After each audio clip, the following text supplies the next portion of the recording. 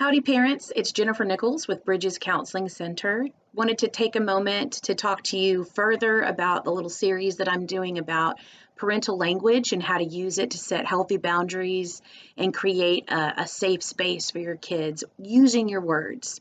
So we've talked about no, we talked extensively about no. We talked about I promise. And today we're going to talk about I'm sorry. This is a huge piece that I think a lot of parents miss. I know that I grew up missing this important piece from my childhood. And I've made a concerted effort as a parent now to try to not miss this moment of growth and connection with my children. So today we're going to talk about I'm sorry. This is perhaps one of the most important things that you will say when used appropriately with your children because it will create a bond of trust. It will create a space where your children can see you as a human being and that they see that you're not perfect. And most importantly, they see you take responsibility for your wrongdoing. And in doing that, then they can then figure out on their own how to navigate that as an adult. And if they see it replicated over and over again in a healthy, constructive, boundary setting way, then they themselves will be able to use I am sorry in a positive, constructive way later on, perhaps if they are parents with their own children, but definitely in the relationships that they will encounter. So this is not just about growing them into good parents. Rather, this is about growing them into good and sound adults, people that are positive, contributing members of society. So, why is it important that as a parent, I apologize to my children? First of all, want to put a clear boundary around why we're apologizing. We don't apologize. I'm sorry you don't want to go to bed right now. The bedtime is 9 and I'm sorry you don't want. That's not what I'm talking about. I am specifically talking about when there has been a wrongdoing on your part, when you have either hurt your child with actions or words. It's important for you to own up to that action and take responsibility for it and apologize for it in a specific way. So, let's say that you've had a heated argument with your child, and perhaps you have said some things that you wish you hadn't and regret saying them instead of just glossing over it and perhaps well intentionally thinking if I don't go back and revisit it, perhaps they've already forgotten it and we can all just move on and keep going. And I think that probably that was the tone or the intention that was behind, say, one of my parents. So, but unfortunately, the hurts don't go away, and they can fester and turn into resentment if you don't acknowledge them. And then one of the most important things is after you apologize, you make a plan to do differently next time, to respond in a different way, and also follow that. That's a huge key. That's where kids learn. Does my parent really mean what they say? Because they say one thing, but then they do something else. So there again, there's another hidden caveat to this boundary setting language, this safety zone setting language that parents have the power to create. And that is when I say something, I mean it. You can take it to the bank. You can count on it. It's going to happen, or it won't happen if I say it's not going to happen. Again, there's that promise. There's that hidden promise in that statement. So 4-part apology, pretty basic. Spent years and years teaching kids this in elementary school.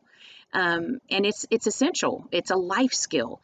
And we as adults have to master it as well. So the first step is to acknowledge that you've done something wrong. I see that I've hurt you by blah, blah, blah.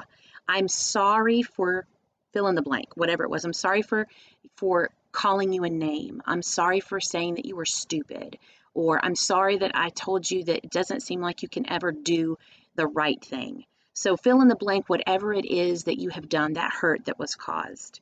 The third step is to seek forgiveness. And maybe as a parent, you're sitting there wondering, why am I asking forgiveness from my child? I am the parent, I am in charge, and I don't need to ask forgiveness. We do need to ask forgiveness because we have caused a hurt to another human being, and they are just as valuable as perhaps your coworker at work, if not more so to you because it's your child. So just because they're younger doesn't mean that they are not worthy of being acknowledged that their hurt has happened, and you seek that forgiveness. Okay, so we have acknowledgement, we have specific apology. I'm sorry for fill in the blank with whatever it was. The third step is seeking forgiveness. Do you forgive me? And you know what? Most kids, I can't imagine a scenario where they don't, because they love us and they want us to be in relationship with them, right? Now, adults, on the other hand, or coworkers or people that you run into, they may not be so quick to forgive. And that's okay. You have to be open to whatever the person says. You have to be okay with that and have something ready. So if your child says, I don't forgive you, then that would be a conversation, right? Why? Tell me about what's keeping you from forgiving me. What is stopping you from that? What's a holdup for you? And by the way, I feel like that probably won't happen. But if it does, just that's another opportunity for conversation about whatever hurt has occurred, right? And depending on what the hurt was, that will probably directly influence their willingness to forgive. But be okay with whatever they say. And then the fourth step is make a plan for next time. And that's where that nuance, that hidden promise is located, because you say something, and even if you don't use the words I promise, like for instance, this such scenario where you've had an argument with your kid and you've said something very hurtful because you were angry, right? And I think that's important to identify those feelings as you're going through all this with your kiddo. I was angry. And although it's not okay, this is what I did, and I'm sorry for it. So that last one, next time I get really angry with you, I'm going to recognize that I need to step away for a minute. And so this is what I'm going to say. I'm going to say, I can't talk to you about this right now. I'm going to need about 10 minutes. I'll come back and visit with you in a little bit. So that's important. Number one, because you're intervening before a hurtful thing can be said, and words cannot be put back. Spent years teaching this to kiddos. Words are like toothpaste coming out of a tube. Once you squirt it out, there's no putting it back in. They are out there in the universe to be felt and to inflict damage or to bring life into a conversation, right? And sometimes we don't choose our words well. Happens. So we have to be ready to change that pattern of behavior at the end. Next time I will. The other thing that you're teaching them is a coping mechanism, right? You're teaching them that it's okay to be angry, but it's not okay to treat other people badly. That is not okay. What is okay is I'm going to recognize that I need to step away from this conversation for a minute. We're going to put a pin in that, and I'm going to have to come back to you. And I know in that moment it's really hard to walk away, and they may even follow you. I have parents that say, well, I've tried that, and they follow me, and they're mouthy, and they're yelling, or they're doing destructive things. And you have to walk away. You have to teach them that that's a boundary. This is another boundary setting moment. I am setting a boundary that I will not engage with you while I am out of control.